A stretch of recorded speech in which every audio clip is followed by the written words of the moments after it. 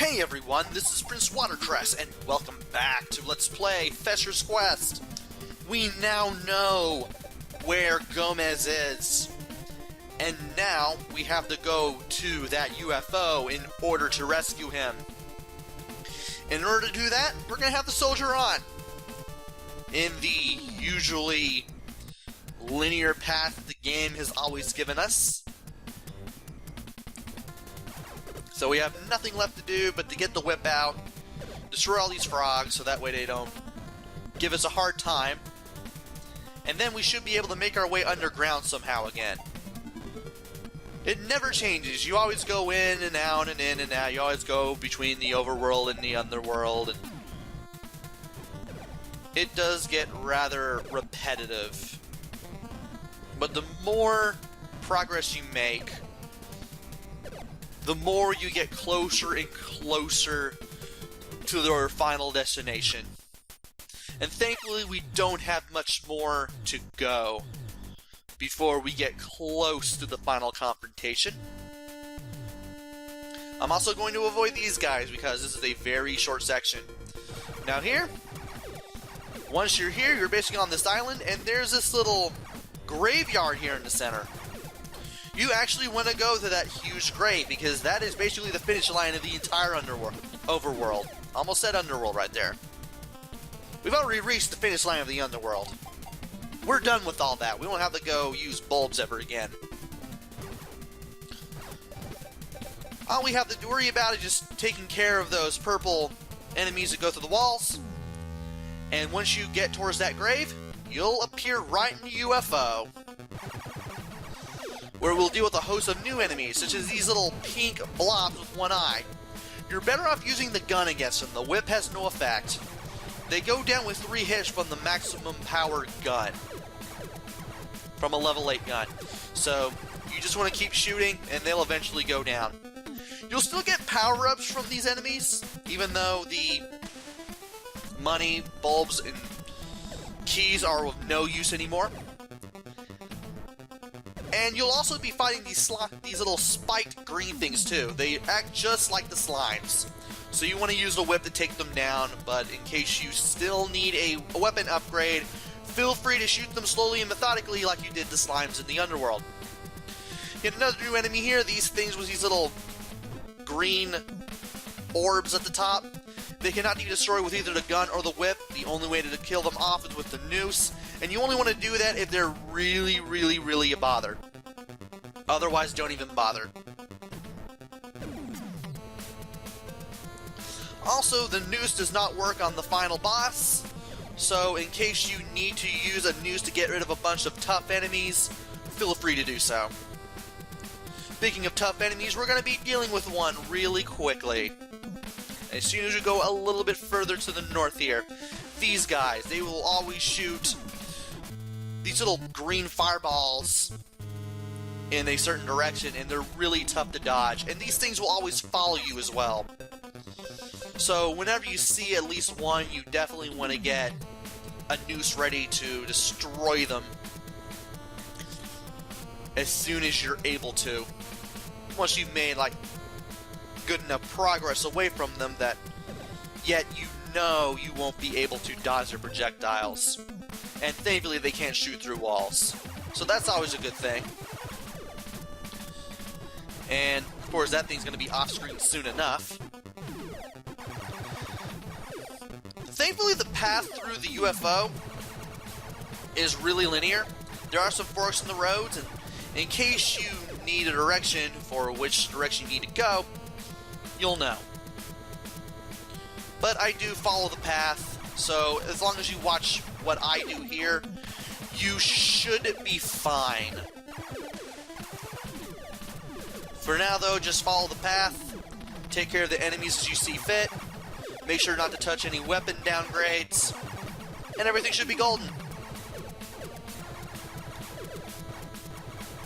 Strangely enough, you can still get upgrades for the whip even though you've already probably reached the maximum level at that point. They're still safe to touch, you just can't power the whip up anymore. Now here you want to go all the way to the north because apparently that's the only way you can get past all these columns. And watch out for any of those green orb enemies that crawl across the walls. They always love to follow the walls. If you can off-screen them, that'd be great. Thankfully, their three-way shots that they have are really easy to dodge, and in case you do try to attack them, they always stop right where they are and close a little orb on their heads. As long as you keep doing that, you can kind of keep them where they're at. And you will have probably a few seconds to get away from them.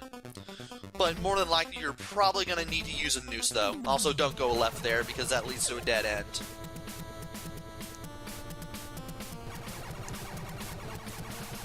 You have a lot of narrow corridors here. The only difference is, they're not surrounded by walls like in the underworld.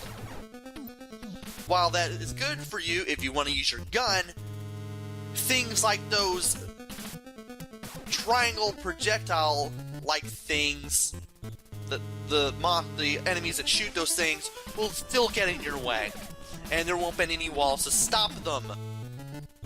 I had to use 3 nooses here, and it was very annoying.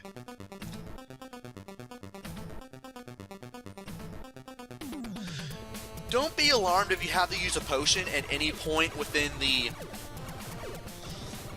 last part of the game here, because the boss is actually pretty easy.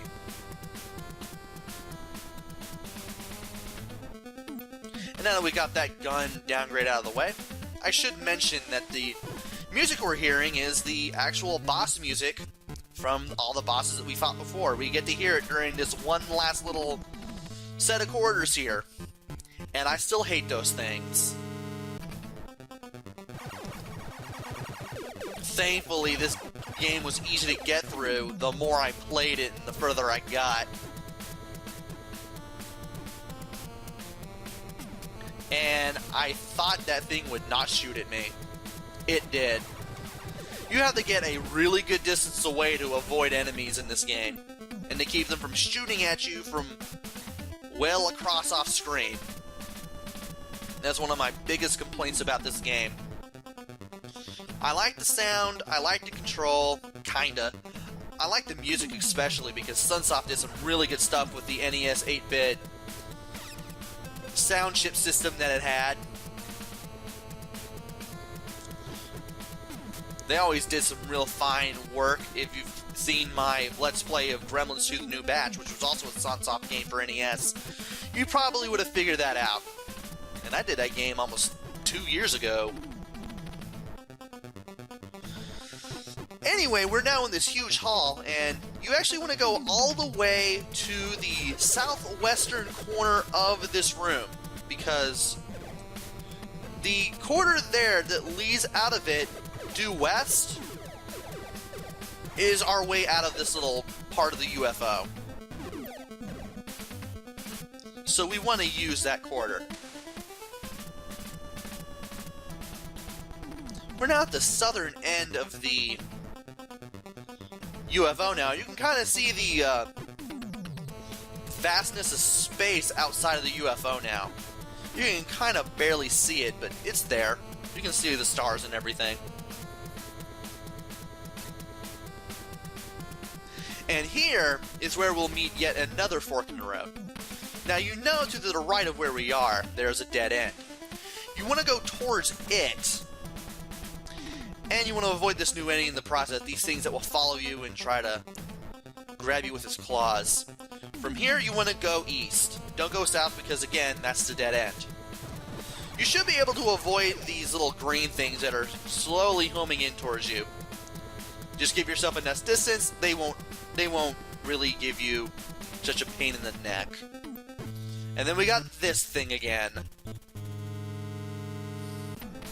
I really do not like some of these enemies here. They really do save the worst for last. Also, if you die in the UFO, you actually get to continue from the start of the UFO. You don't go all the way back to the beginning of the overworld, where you started the game in the first place. So that's pretty good.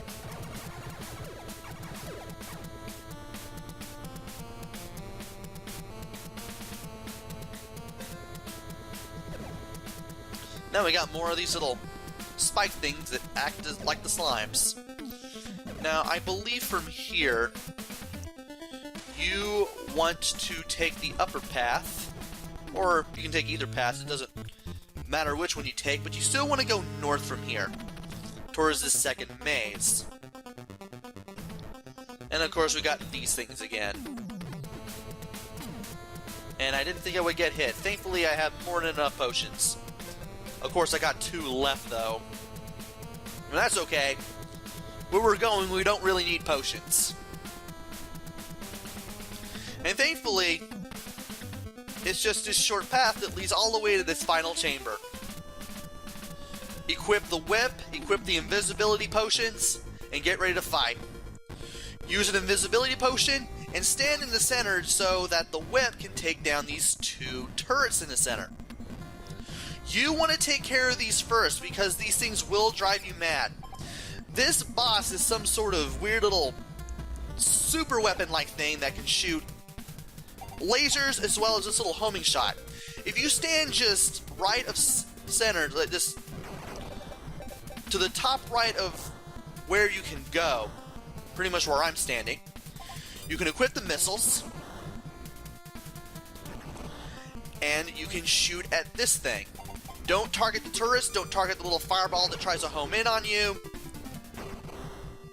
Make sure you move the target reticle so that it actually targets the center of the computer itself, like so.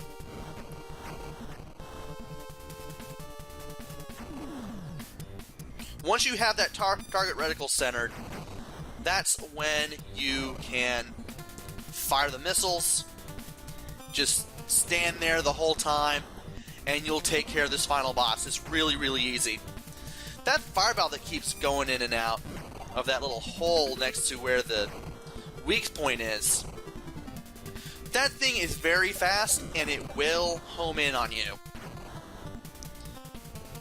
Once it locks onto you, it just goes straight down the little sine wave pattern. But if you're far enough to the right, it won't be able to hurt you at all. And just with the missiles alone, we're able to take care of the final boss, and we have beaten Fester's Quest.